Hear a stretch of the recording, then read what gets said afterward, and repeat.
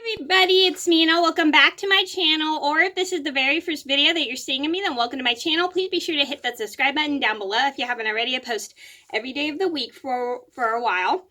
Well, and I apologize if you hear some music playing downstairs. My mom and I are listening to Maroon 5.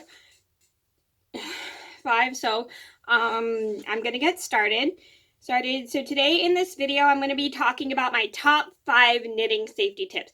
Now, although knitting is fun, there are some hazardous things that can happen when you're knitting, or if you don't handle the supplies safely. And this is also for good tips for if your kids are learning how to knit, or if you're parents, or if you are teachers and you want to teach children how to knit. Here's some tips that I came up with that are super helpful for being safe while knitting. So I'm going to get started, and if I missed any tips that you guys thought of, let me know down in the comments below, and I'm going to get started. So number 1 on my list would have to be don't leave small things like stitch markers, tapestry needles, or sewing needles in reach of children. So if you have children around your house, the best idea is not to leave small things like tapestry needles, buttons, sewing needles or sewing needles, or any stitch markers or any small stuff like that around when your children are around, because they could probably stick them in their mouths. If they're children under 3 years old, they could stick them in their mouths or poke themselves with like the sewing needles and stuff. And it's probably not a good idea to leave them in reach of children. So if you do have small children, like around the age of 2 or something, leave your sewing and knitting supplies in a space where your children can't reach, which is a good idea, because like you don't want them to get hurt. You don't want them to choke on the small things like the needles or the thread or whatever. So it's always important to be safe. Number 2 on my list should have to be, if the yarn is rolled into a ball, put it in a yarn holder so it doesn't roll off the table. This has happened to me several times. So I have a yarn holder right here. Let me get it for you.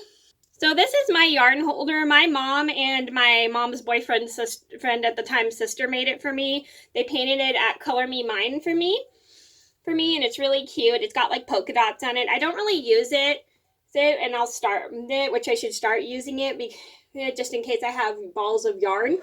Oops. 1 second.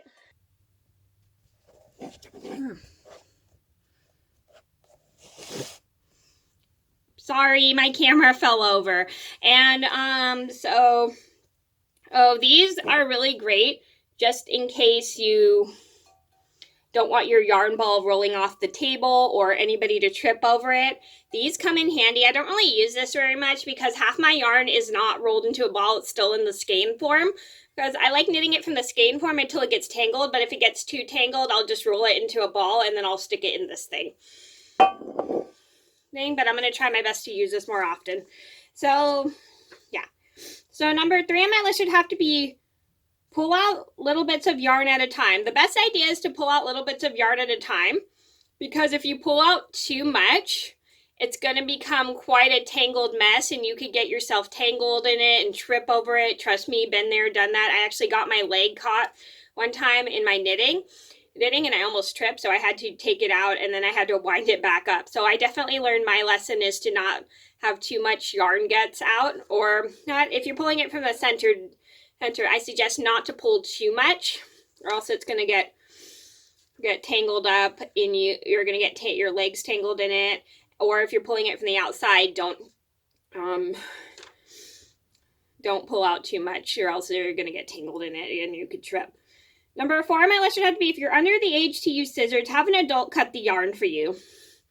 This is a good tip. So just in case you're too young to use scissors, you don't want to stab yourself on accident or cut yourself and stuff. So this is very important. Like one time I forgot to bring my knitting scissors with me, and my dad had to let me borrow his scissors, but he wouldn't let me use them because he was worried about me cutting myself with the scissors. So he had to cut my yarn for me.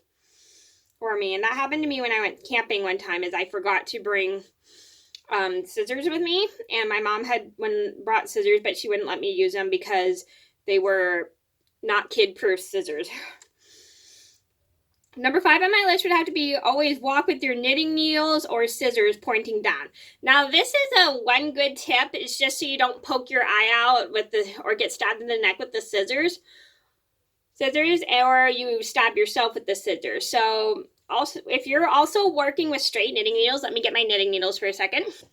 If you have straight knitting needles, walk with them pointing down. That's what I always do. So just do, and not pointing up, because if I did that, I could probably poke my eye out, and that's really not safe. So this is kind of like if you're walking with scissors or a knife. Walk with it pointing down so then you don't poke your eye out, because although knitting needles are not sharp, they definitely can be a hazard to poke your eye out if you don't walk with them properly. I'm just warning you. So if you do have children and you're teaching them how to knit, remind them to walk with the knitting needles pointing down so they don't poke their eyes out. That is a good safety tip. Okay, so those are my top 5 knitting safety tips. I hope you guys enjoyed the video. Thank you so much for watching. Please be sure to like and subscribe if you haven't already. I post every day of the week for a while, and I'll see you in another video soon. Bye!